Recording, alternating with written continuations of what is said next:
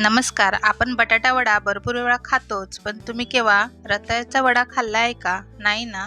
तर आज आपण बनवणार आहोत एकदम चविष्ट, खमंग आणि झटपट तयार होणारा रताळा वडापाव.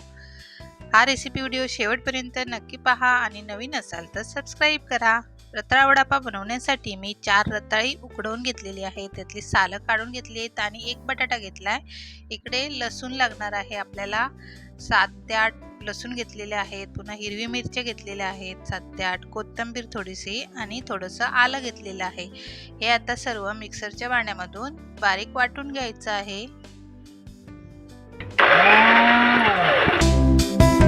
हे बघा, लसूण, मिरची, आलं आणि कोथिंबीरची पेस्ट ना एकदम बारीक अशी वाटली नाही, मी थोडीशी जाडसरच ठेवायची आहे.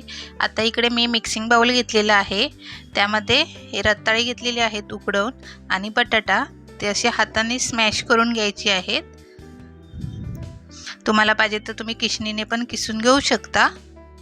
रताळा वड्याच्या भाजीसाठी आता फोडणी करायची आहे. त्यासाठी मी 4 चमचे तेल टाकलेलं. तेल गरम झालं की त्यामध्ये थोडीशी राई टाकायची आहे, साधारण 1 चमचाभर छोटा, कढीपत्ता थोडासा,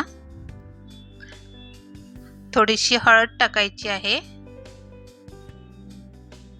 त्यामध्ये, आणि आपण जे आलं, मिरची, कोथिंबीर आणि लसूण हे जाडसर असं वाटून घेतलेलं आहे ते टाकायचं आहे आणि त्यामध्ये थोडं परतून घ्यायचं आहे 1 ते 2 मिनिटं.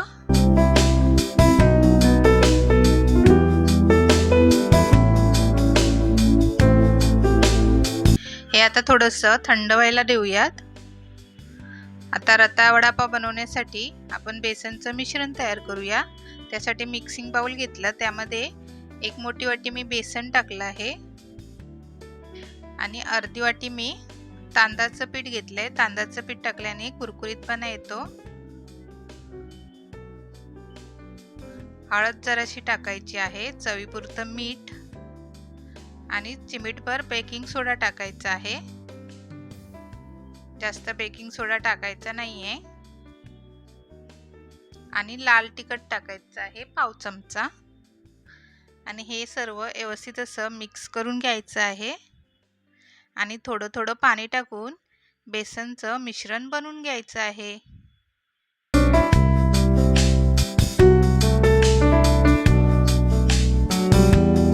हे बघा, व्यवस्थित असं बेसनचं मिश्रण बनवून घेतलेलं आहे. आतमध्ये गुठळ्या वगैरे राहता नये या पद्धतीने असं मिश्रण बनवून घ्यायचं आहे बेसनचं. आता रताळा वडा बनवण्यासाठी त्याचं मिश्रण तयार करूया. हे आपण फोडणीला देऊन घेतलेलं ते त्यामध्ये टाकायचं आहे, सर्व व्यवस्थित असं पुसून. यामध्ये थोडीशी बारीक चिरून घेतलेली कोथिंबीर टाकायची आहे आणि चवीपुरतं अर्धा चमचा छोटा मी मीठ टाकत आहे आणि व्यवस्थित अशी ही भाजी मिक्स करून घ्यायची आहे. हे बघा, आपले रताळा वडा बनवण्यासाठीची भाजी बनवून तयार आहे मस्त अशी. आता याचे छोटे छोटे वडे बनवून घ्यायचे आहेत. हे बघा, या पद्धतीने असे, आणि थोडेसे त्याला हातावर ठेवून असा चपटा करून घ्यायचा आहे. याच पद्धतीने मी सर्व रताळा वडे बनवून घेत आहे.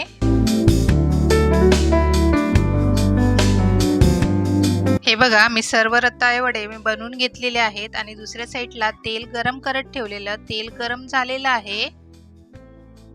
आता वडे तळायला घेऊयात. त्यासाठी बेसनच्या मिश्रणात व्यवस्थित असे डीप करून घ्यायचे आहेत, बेसनचं कोटिंग करून, आणि जेवढे कढईमध्ये बसतील तेवढे तळायला सोडायचे आहेत. उकडलेल्या रताळ्यापासून तयार केलेला हा वडा बाहेरून मस्त खमंग आणि आतून अगदी मऊ होतो. तेलामध्ये सोडून व्यवस्थित असे तळून घ्यायचे आहेत. झाऱ्याने थोडं या पद्धतीने असं तेल सोडून घ्यायचं आहे आणि एका साईडने व्यवस्थित असं तळला की दुसऱ्या साईडने परतून घ्यायचं आहे आणि मस्त असे गोल्डन ब्राऊन होईपर्यंत वडे तळून घ्यायचे आहेत. रताळे वडे आपले तळून तयार आहेत. तेल व्यवस्थित गाळून एका भांड्यामध्ये काढून घेऊयात आणि याच पद्धतीने मी बाकीचे वडे तळून घेणार आहे. हा वडापाव चहासोबत खायला एकदम भारी लागतो. मस्त असे खमंग रताळा वडापाव आपले बनून तयार आहेत. तुम्ही पण नक्की बनवून बघा आणि माझी रेसिपी कशी वाटली ही कमेंट करून सांगा आणि नवीन असाल तर सबस्क्राईब करा.